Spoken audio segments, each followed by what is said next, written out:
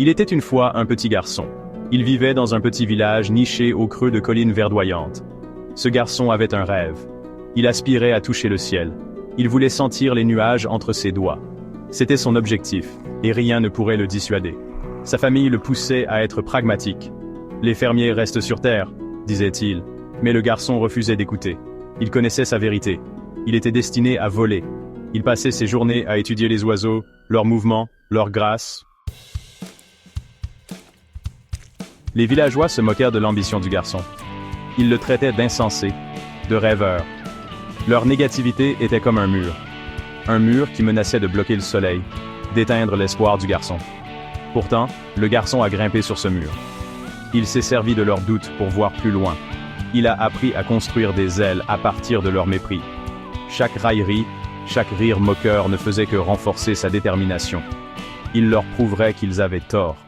Il toucherait le ciel. Les années passèrent, remplies d'épreuves et d'échecs.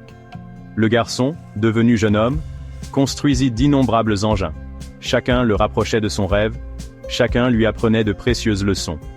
Il apprit la résistance des différents bois, la puissance du vent et de l'air. Les unes après les autres, ses créations échouèrent. Elles s'écrasaient, elles crachotaient, elles refusaient de voler. La déception menaçait de le noyer. Mais chaque matin, il se réveillait avec le lever du soleil. Chaque jour, il reconstruisait son espoir, plus fort qu'avant. Il ne baisserait pas les bras.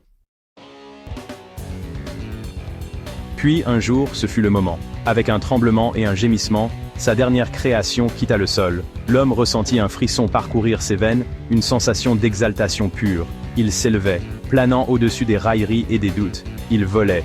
En regardant en bas, il vit le village, petit et insignifiant.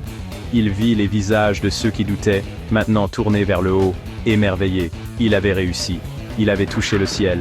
Et il avait appris une précieuse leçon, ne jamais abandonner ses rêves. Quel est votre rêve? Que ferez-vous pour toucher le ciel? Rejoignez-nous la prochaine fois pour une autre histoire inspirante.